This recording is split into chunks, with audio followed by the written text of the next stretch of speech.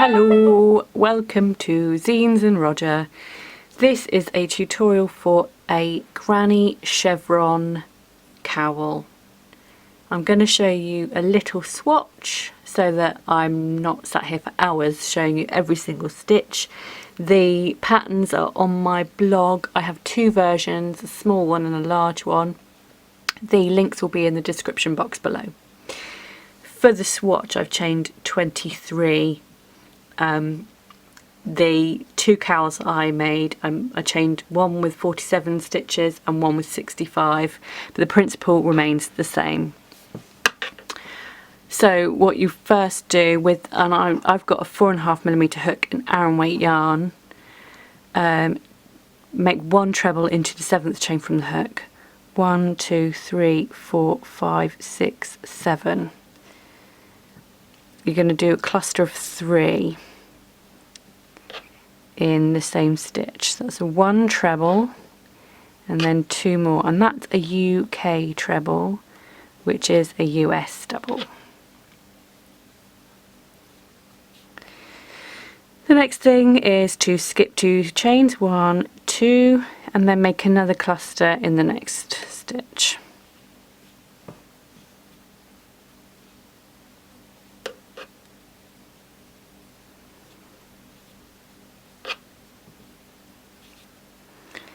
And then, because it's only a little swatch, I'm already at the point at which I'm going to make this into a chevron. Skip 2 chains, in the next chain, make 3 trebles. Then you want to chain 2 and in the next stitch, so you're not missing any, make another cluster of 3 UK trebles. So that's US doubles. And that has created the point of the chevron. See? So carry on as per this side. So skip 2 stitches and make a cluster in the next.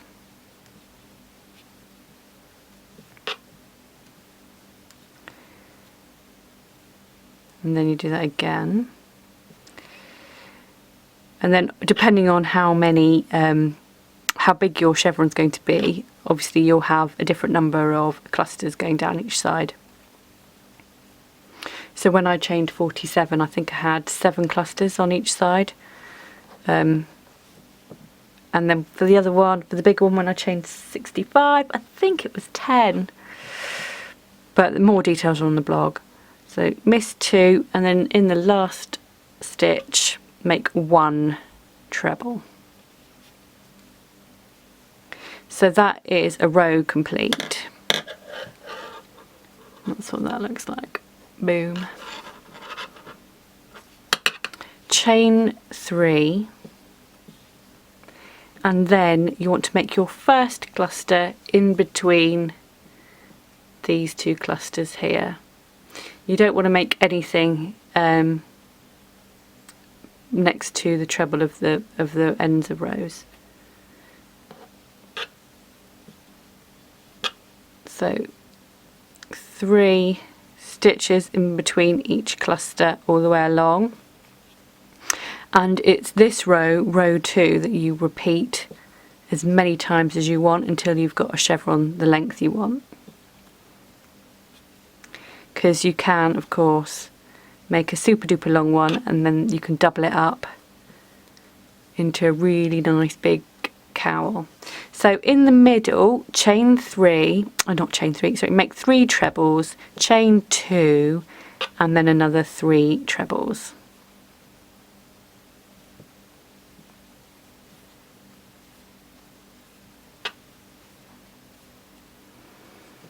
So that's that middle space there. And mirroring the other side, you're making clusters in between the clusters of the row below.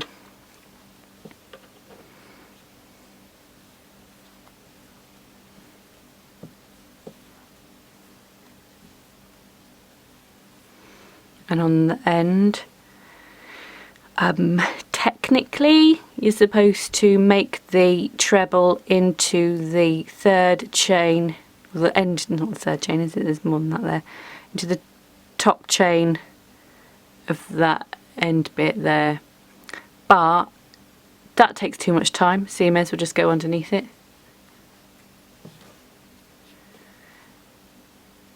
It does the same job. Chain 3,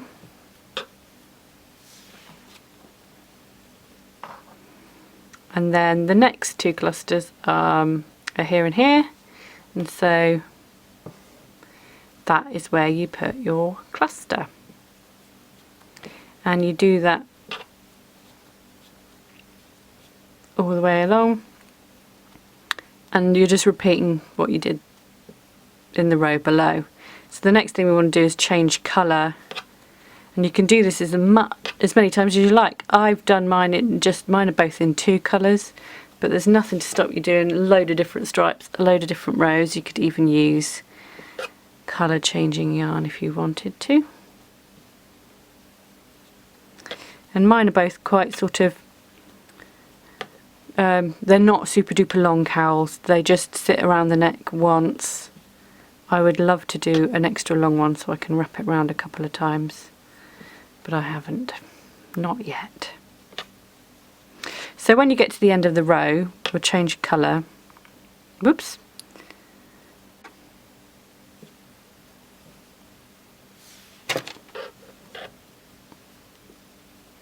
Nearly there.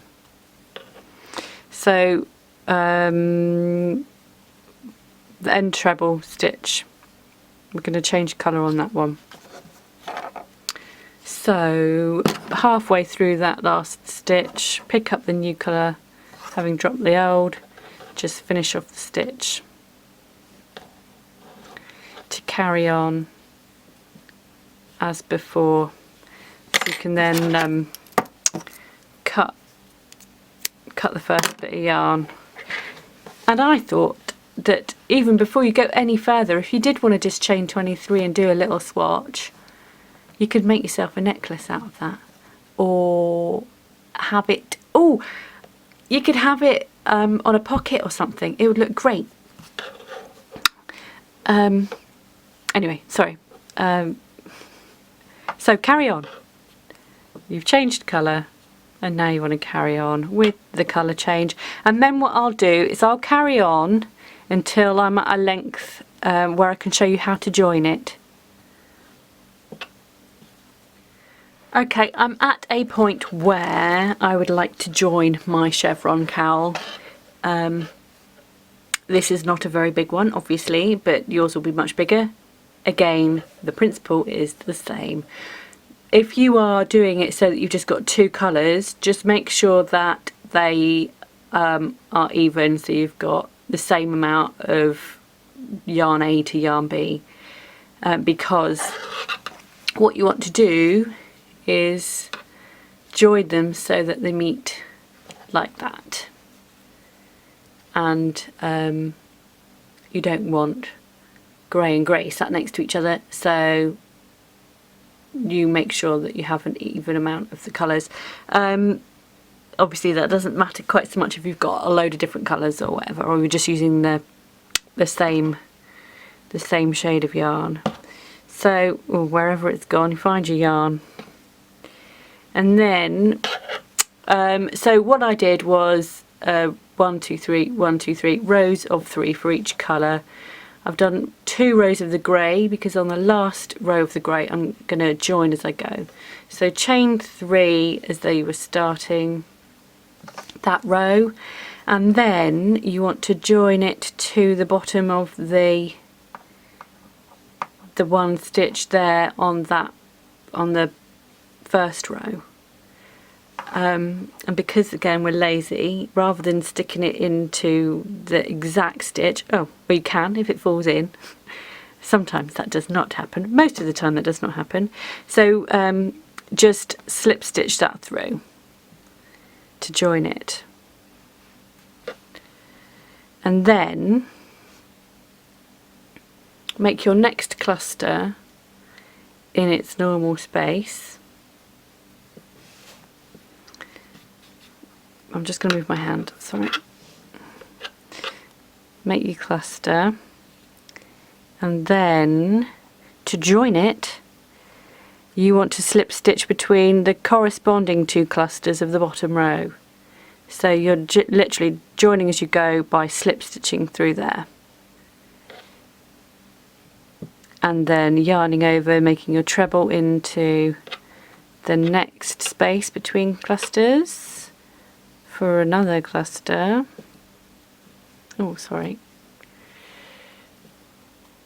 Okay, and then I've got a stray bit of yarn. So slip stitch between the next 2. So you've slip stitched, that was, sorry, I'm out of focus. So that's the last one we did. We're going to go into the next one, slip stitch through there, and then you repeat that along. In the next one, excuse me, sorry, I've got itchy face. Itchy. In the next one, make your, this is the point of the chevron, so do a cluster.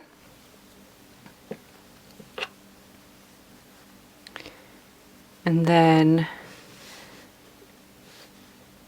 there's that bit there, that's the middle, slip stitch, and then make another cluster in the same space in your pointy bit.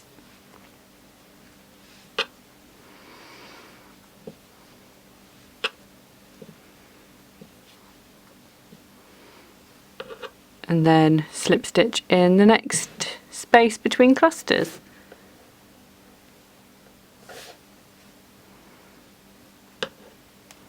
Carry on as normal. So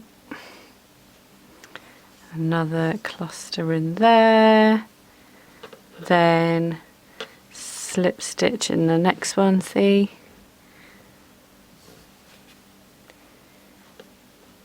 Cluster in the last space between the 2 clusters.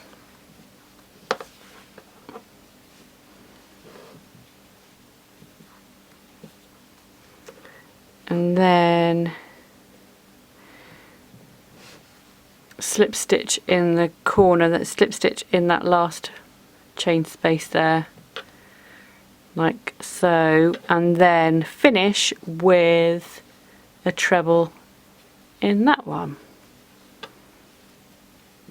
See? And it has been joined. I'm just gonna snip that and fasten it off, and then I can show you. So we've just joined it all the way along there, you see? And that is how you join the cowl. And that will be, you wear that bit at the back, sew your ends in obviously, and you've got yourself a cowl made. I mean, or, oh look, or a slightly misshapen mitt, or an oversized cuff thingamajig. The possibilities are endless. Although it is just a cowl. So that is it. As I said, all the details are on my blog, so if you want to make a real life-size one and not a mini one, then pop over there and all the details will be there. Thank you ever so much for watching, and I'll see you again for another tutorial very soon. Thank you, cheerio, bye bye.